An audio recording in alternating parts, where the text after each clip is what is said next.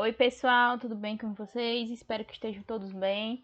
Então estamos aqui hoje para dar continuidade à nossa aula 8, certo? E queria pedir por favor que vocês assistam a aula 7, porque fica muito complicado entender essa aula 8, entender as coisas, os fatos, né, os acontecimentos históricos que vão acontecer a partir dessa nova apostila sem um bom entendimento das aulas que vieram anteriormente. Então é muito importante que a gente faça essa contextualização histórica, que a gente entenda esse desenvolvimento do capitalismo e esse despontar que vai culminar em todas essas transformações econômicas, sociais, políticas e religiosas.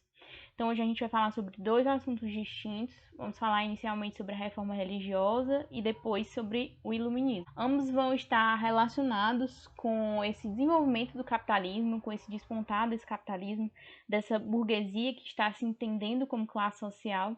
A gente falou anteriormente do renascimento cultural, que vai funcionar como força motriz, né, como instrumento validado das modificações culturais dessa burguesia em ascensão. Agora nós vamos falar sobre a reforma religiosa, que vai fazer a validação dessa classe burguesa em termos de fé.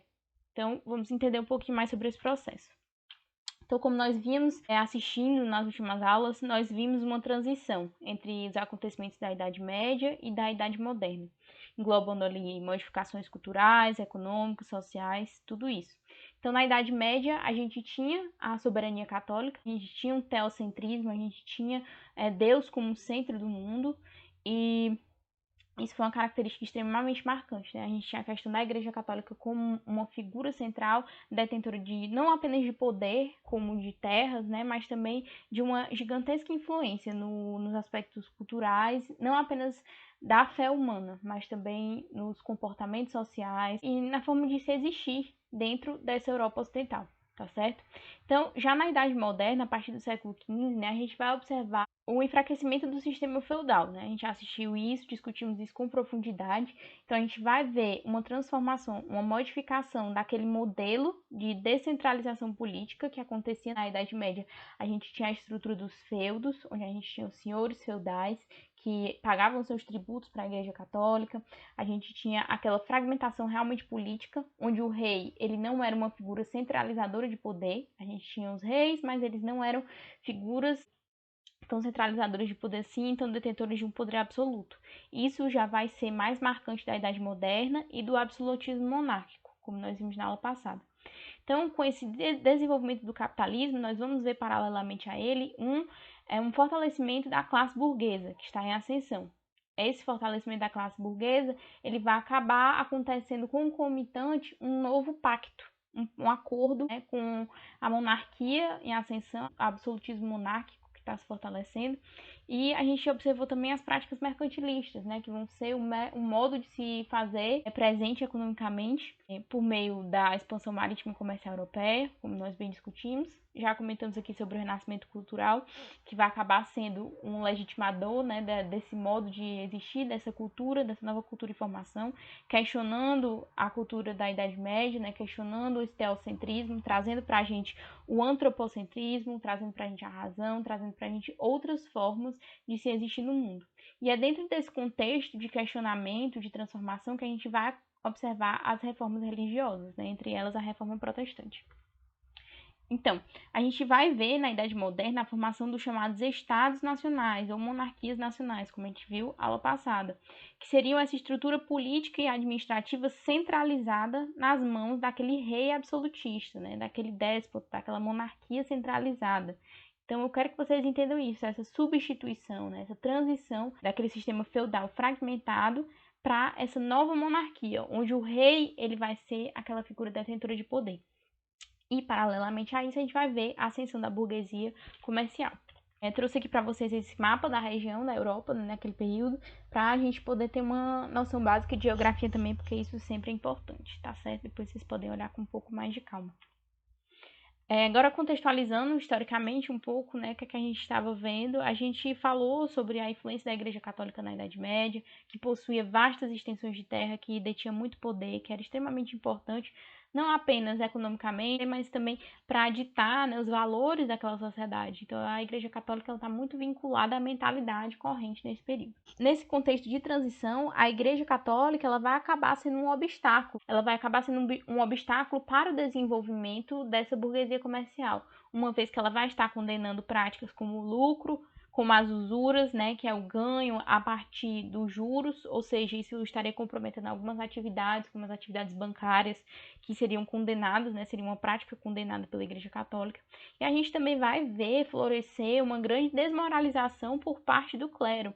Então as pessoas vão começar a questionar, né, as práticas dessa Igreja Católica, que antes era vista como absoluta e inquestionável, ela vai começar a ser contestada em alguns locais da Europa.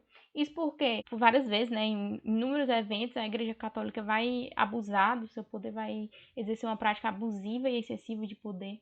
A gente vai ver um desrespeito do celibato clerical, que era muito pregado e reforçado por eles.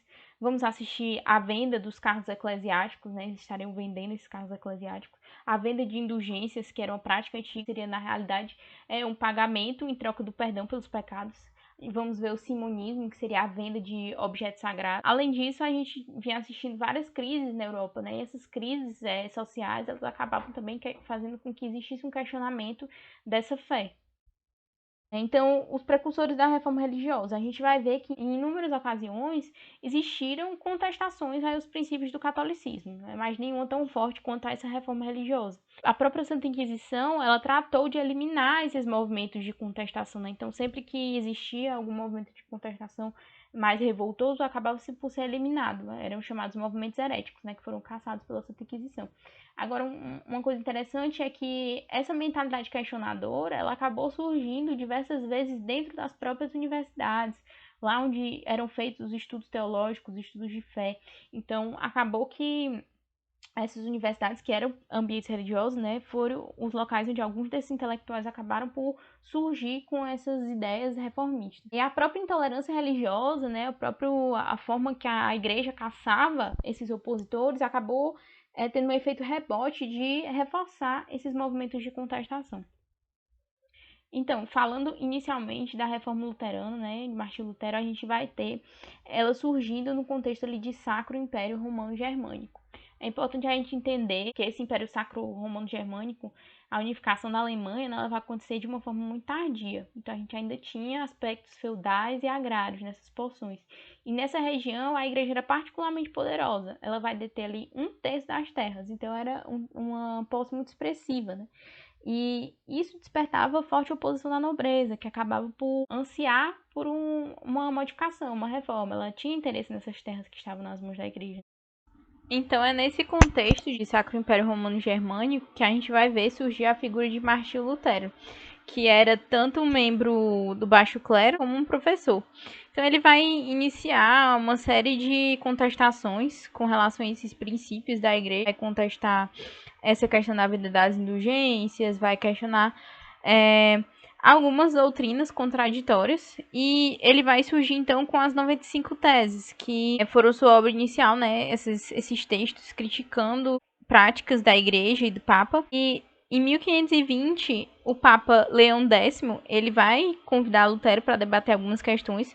Lutero não vai comparecer e assim ele vai ser excomungado. Inclusive, Lutero chega a queimar o texto do Papa, e ele tinha essa liberdade para esse tipo de prática, assim, né, para esse tipo de contestação, por conta da imensa proteção que a nobreza germânica acabava oferecendo a ele, acabava cobertando ele, né, justamente por conta desse interesse nessas terras de posse da igreja. Em 1521, o imperador Carlos V vai considerá-lo um herege na reunião denominada Dieta de Worms. Então, como eu comentei, Lutero ele vai ser acolhido por grande parte da nobreza germânica justamente por conta desse interesse, né, nessas terras de posse da igreja, nesse interesse no enfraquecimento da igreja católica dentro desse território. Em 1530, ele vai começar a divulgar os fundamentos da doutrina luterana. Então, ele acreditava no princípio da predestinação, né? Ele acreditava na questão de que o ser humano ele já estaria predestinado ou não à salvação. Então, ele acreditava que o indivíduo já nascia predestinado. Ele também vai trazer pra gente a questão da livre leitura da Bíblia, que seria o princípio fundamental dessa sua nova doutrina e seria essencial. Por isso ele investiu muito na questão da tradução desses textos para o alemão. Ele também vai ser a favor da supressão de algumas práticas, como o celibato clerical. Ele vai se opor nessa questão do celibato. E ele também vai se opor à questão das imagens religiosas, né, aquelas figuras. E ele vai ser a favor de serem mantidas como sacramentos, né, como essas práticas, apenas a Eucaristia e o batismo.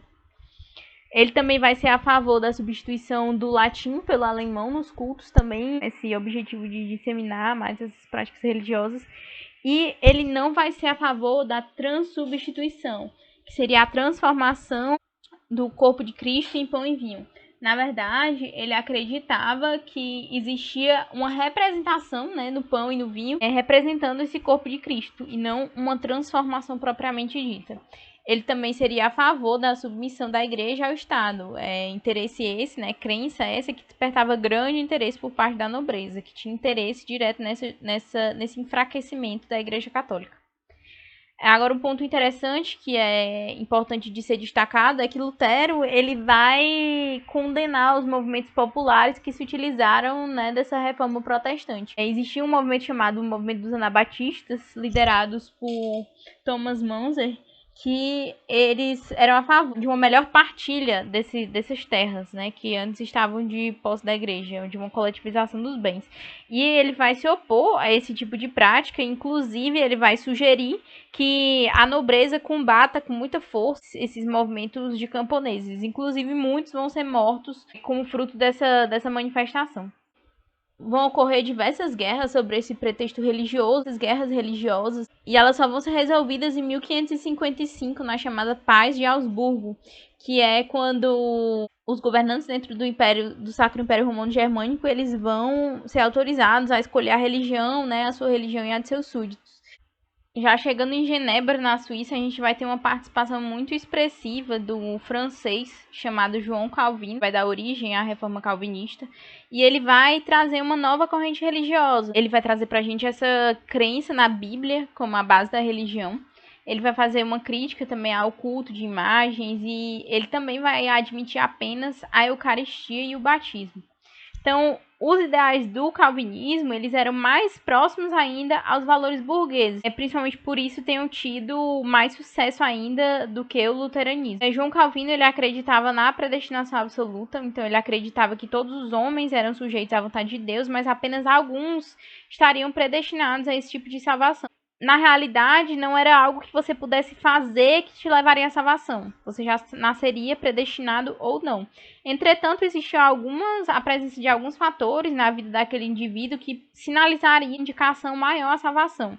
E esses sinais seriam um trabalho diligente, né, um trabalho esforçado, sobriedade, ordem, parcimônia, ou seja, cuidado no momento dos gastos. Então, essas seriam características que seriam muito favoráveis ao desenvolvimento e a uma atividade comercial. Então, a gente vê que os princípios dessa reforma calvinista, eles já seriam mais aliados ali aos valores burgueses em ascensão. Então, a gente vai ver uma rápida expansão do calvinismo na Europa, mais rápida do que o do luteranismo, justamente por conta disso, essa questão de que ele era capaz de atender às expectativas dos burgueses. Então, ele vai se disseminar por diversas regiões, pelos Países Baixos, pela Dinamarca, para a Escócia, onde eles vão ser chamados de presbiterianos, para a França, onde vão ser chamados de huguenotes, e na Inglaterra a gente vai ter o surgimento do puritanismo, que a gente vai falar mais adiante. Inclusive, existe uma sinalização de que vários dos estados nacionais que adotaram o calvinismo, eles teriam tido um crescimento mais favorável, mais vultuoso, justamente por deixar de associar essa ideia de lucro e pecado e permitir esse desenvolvimento comercial, favorecendo essa burguesia ansiosa, ávida por esse lucro. A questão da reforma protestante na Inglaterra, inclusive, ela se tornou uma história extremamente popular, por diversas vezes retratada na mídia, por diversas séries e filmes, justamente por conta dos diversos casamentos que Henrique VIII teria tido, né? Então, foi uma reforma que teve diversos desdobramentos históricos. Então, Henrique VIII, ele tinha muito interesse na questão da reforma protestante, justamente porque ele obteria várias vantagens políticas por ela. Então, a igreja ela não queria anular o casamento de Henrique VIII com Catarina de Aragão, com quem ele não tinha tido nenhum filho homem, e ele queria se casar com Ana Bolena. Ana Bolena sendo uma dama da corte. Então, o rei ele vai se proclamar chefe da igreja. Em 1534, ele vai publicar o Ato de Supremacia e ele vai criar a igreja anglicana por meio desse ato. Então, assim, com esse ato, ele vai ter o direito de confiscar as propriedades da Igreja Católica e ele também vai proclamar ali seu divórcio e casar, então, com Catarina de Aragão. Então, a gente vai ver que, inicialmente, essa igreja anglicana, ela se parecia muito com a fé católica, né? Tanto com relação às suas doutrinas, como com relação às suas cerimônias. Então, isso nas mãos de Henrique VIII vai mudar de forma ainda restrita. Ela só vai se sedimentar mesmo, se consolidar como uma religião de doutrina protestante, ministrada em língua inglesa, com a filha de Henrique VIII, que vai ser a famosíssima Elizabeth I, que vai ser justamente a filha da Ana Bolena com Henrique VIII. Então, vai existir uma união, né, uma incorporação dos princípios calvinistas com alguns dos fundamentos católicos. Então, vão existir mais semelhanças, né? A gente vai ver uma espécie de mescla aí.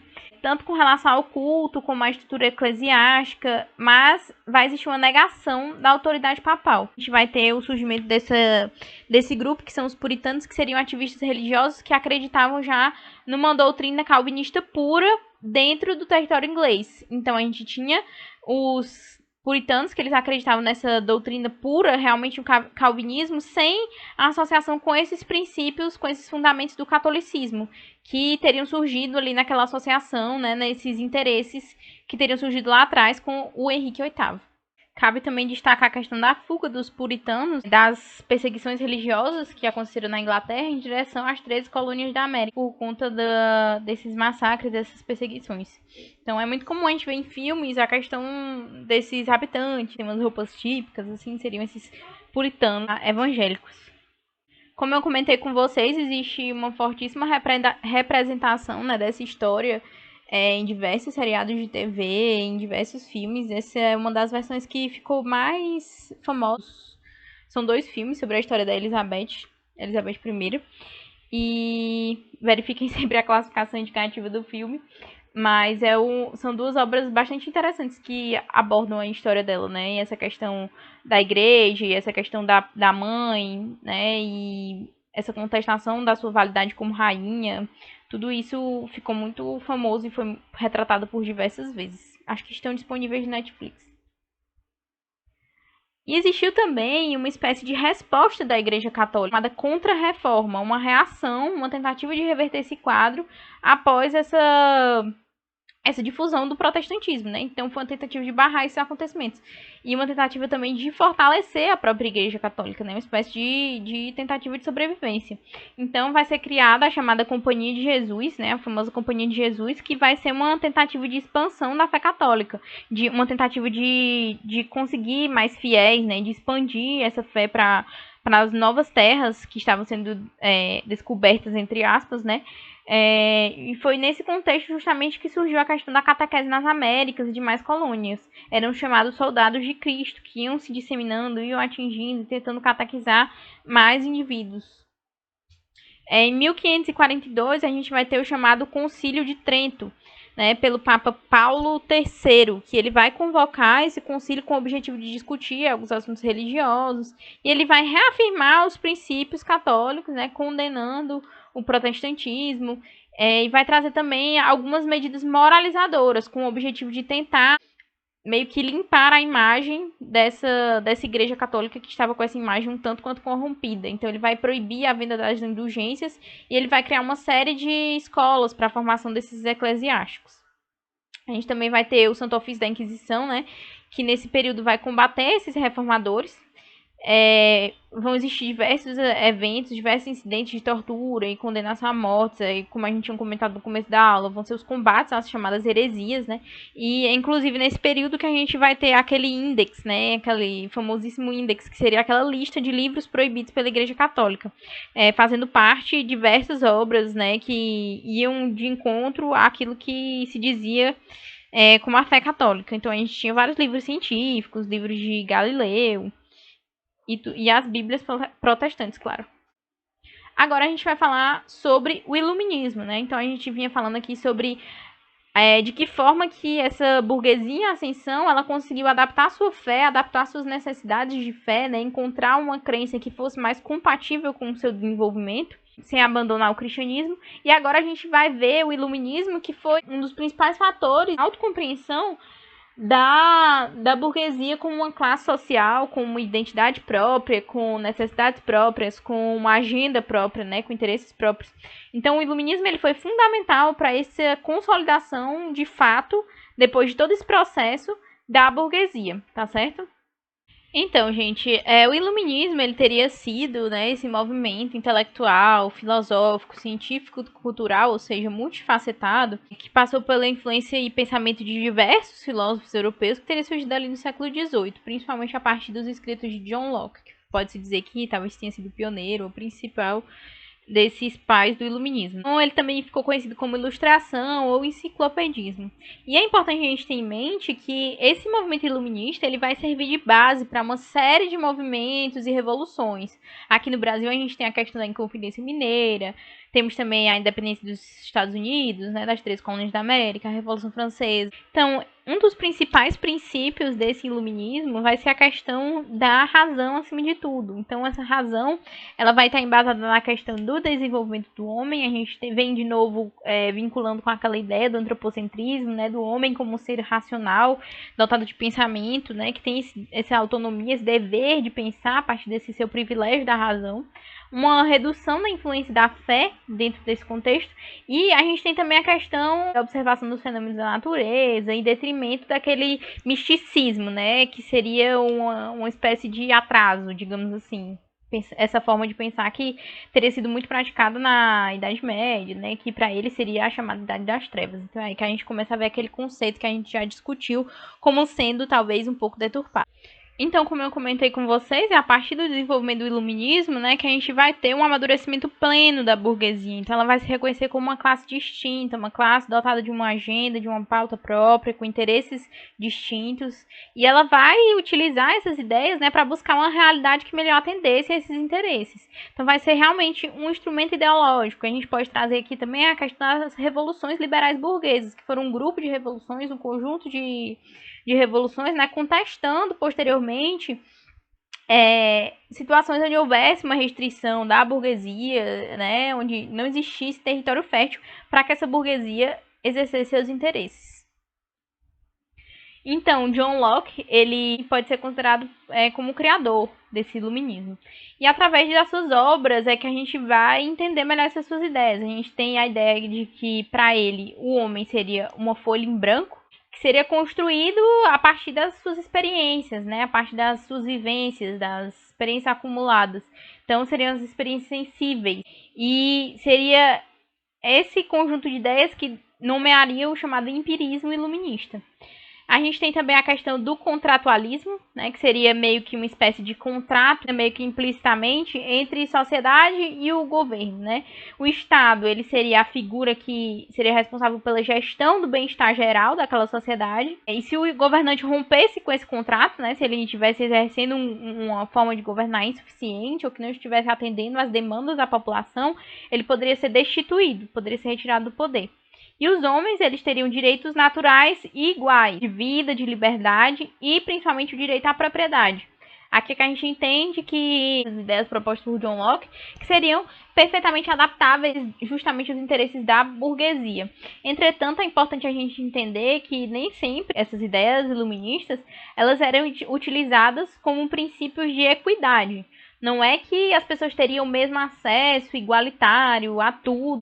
Não seria um princípio de equidade, seria mais algo como uma espécie de meritocracia, digamos assim, né? Onde todos seriam iguais perante a lei. Mas isso não significa medidas assistencialistas, ou uma divisão igualitária de terras, ou nada do tipo, né? Para a maioria desses filósofos iluministas. Então isso é muito importante que a gente entenda, que a gente está falando aqui de equidade, né? De oferta de oportunidades iguais para todas as pessoas da população. Era mais uma igualdade legislativa do que qualquer outra coisa. Agora, já falando em Voltaire, foi um dos mais controversos iluministas. Ele foi um grande defensor da liberdade de expressão. Ele realmente foi um grande crítico da igreja e do clero. E ele foi o autor da célebre e famosa frase, né? Posso não concordar com uma palavra do que dizes, mas defenderei até a morte o direito de dizê-la. Ele foi um grande crítico da guerra e ele também era contrário a uma revolução. Na realidade, ele era a favor de uma reforma monárquica, que seria realizada, guiada pelos filósofos, né, os filósofos iluministas, e seria o chamado despotismo esclarecido, onde a gente teria a figura do déspota, né, a gente teria a figura desse monarca, mas esse monarca ele seria guiado pelos princípios iluministas, né, seria orientado por esses filósofos. Agora a gente vai falar sobre Montesquieu, né? Montesquieu ele foi o responsável pela divisão do poder em três, né, em três instâncias, que seria o executivo, com a função de governar, o legislativo, com a função de criar as leis, né, as regras, e o judiciário, que teria o poder de moderar esses dois outros poderes, né, de julgar as questões, as causas populares e as demandas judiciais. E esses três poderes, eles seriam responsáveis por limitar o poder dos reis. O poder limitaria o poder. Eles seriam responsáveis em conjunto por fiscalizar e conter esse poder para que não existisse uma sobreposição do executivo com relação aos demais poderes, né? Então era necessário, ele também vai propor para a gente o surgimento da Constituição, que seria esse conjunto de leis que expressaria ali os valores, né, de toda a sociedade e teria que ser obedecida por todos os indivíduos. E a gente também vai ter Diderot e D'Alembert, que vão ser os responsáveis pela criação da enciclopédia, desse grande compilado. E seria uma tentativa, né, a criação da enciclopédia, de resumir, de reunir todo o conhecimento humano acumulado até então. Então, seria uma exaltação também da herança e desse saber, dessa razão humana. Que, como a gente conversou lá no começo, a razão seria o único instrumento capaz de garantir o desenvolvimento do homem. Então, justamente, seria uma exaltação dessa razão humana. E Rousseau, ele era o mais peculiar, digamos assim, desses filósofos iluministas que a gente está falando, porque ele já acreditava numa forma um pouco diferente de iluminismo, acreditar que todos os homens nascem iguais e que todos os homens nascem bons, mas que eles seriam corrompidos pela sociedade. Ele também não vai acreditar, não vai aceitar, né, não vai ser um grande incentivador da propriedade privada. Então, por isso, ele vai ser rejeitado pela alta burguesia e ele vai ser mais aceito, né, dentro dos setores mais populares. Então, ele seria uma espécie de mais radical, digamos assim. Mais radical no sentido de atender às demandas populares, não às demandas dessa classe burguesa em ascensão. Ele também acreditava que todo o poder seria proveniente do povo e acreditava que o ensino deveria ser laico, ou seja, desvinculado da religiosidade. Então ele teria sido assim um grande notável, né? A gente observa que existia uma diferenciação entre ele e os demais filósofos, que eram muito mais pela propriedade privada, muito mais pelos interesses dessa classe burguesa do que pelos interesses das classes populares.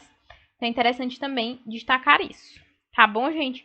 Então eu vou disponibilizar para vocês o gabarito dos exercícios de fixação, os dos exercícios propostos vocês já têm, e qualquer tipo de dúvida vocês podem entrar em contato comigo, tá certo? Obrigada e era isso por hoje.